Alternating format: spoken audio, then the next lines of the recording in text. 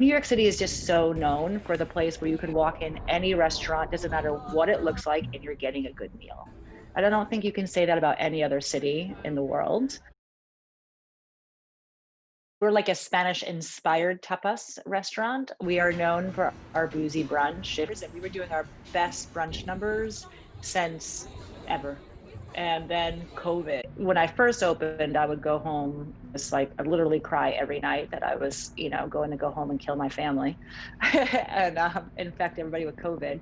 But you get over that fear. My grandfather started Vasilka as a little newsstand candy store in the same location in 1954.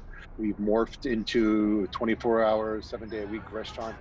We're still a mom and pop type place. If you ask my staff, I treat everybody with like family. Things were looking up really well, looking very well for Vasilka at the end of 2019. Unfortunately, because of COVID, we obviously have to reel things back in. When the pandemic started in March, it happened very quickly. We decided, my father and I, who have inherited the business from, had said, you know what, let's take the higher road, and for this staff safety as well as the customer safety, we decided to close down. Getting people to put a mask on, I've had a drink thrown on me, I've had my life threatened. The day we closed, I came to meet the chef. We put stuff in the freezer. I gave food away. The next day, I got COVID, believe it or not. We've never closed in our history. We were open for 9/11.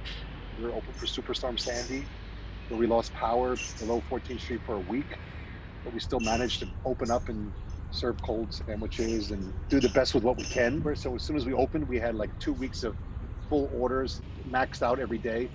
So that was nice to come back to, and people were very supportive. Emmy Squared is a Detroit style pizza restaurant. Right as COVID hit, this was supposed to be a really big year for us nationally. So that's been interesting. But before that, we were on track for growth. More than 50% of the restaurants have closed in New York City. More than 80% of restaurants have not paid their rent. I mean, it's insane to think how the restaurant industry is going to survive after all this, especially if there's no stimulus, and if we get into a second wave, it's going to be bad. We were really crippled and panicked like everybody else. One of our restaurants did, in fact, shutter. Took advantage of de Blasio's open street initiative and put tables in the streets and built a barricade with plants and try to make it look homey.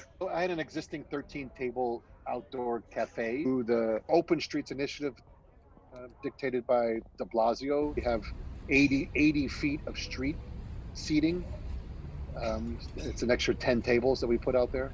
I am going to put a roof in and close it and put heaters. When I decided to do it about a week ago, the contractors that interviewed were all backed up. First of all, the supplies, the plywood and the necessary roofing are not in stock in New York City anywhere, because everybody and anybody is building something. So we have some street seating. We were lucky enough also to get our street closed. In the street, we have some tables. We're on a corner too, we're also very lucky. We have a ton of sidewalk space. So we've been able to get 100 seats out there. We're doing infrared heaters, and we're doing propane. And we have, I'm sure you've seen the bubble tents. We have little heaters in there as well. I think people are going to gear up and we're going to have fun. I'm curious to see a bunch of New Yorkers sitting in their expensive fur coats and muffs, doing anything they can to sit outside and have a dining experience. I try to keep positive. I'm not gonna close. I'm gonna do whatever I can, even if it stays. If it's just takeout and delivery. They're saying now that if it hits 4%, restaurants are gonna be forced to close their outdoor dining.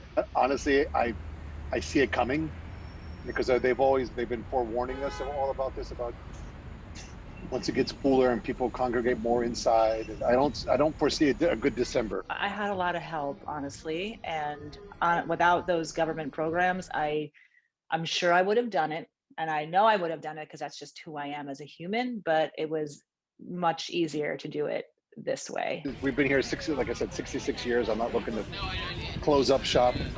I'm hoping to see us here for another 66 years. I think as soon as we're cleared to go out, people are just going to go back out. I don't think it's changed the industry. Now that the vaccine is out, which they say, and things are we'll get better in 2021. And we just got to just stay hopeful. We'll get through this. I mean, there's that adage that New York strong or New Yorkers are fighters. It's true.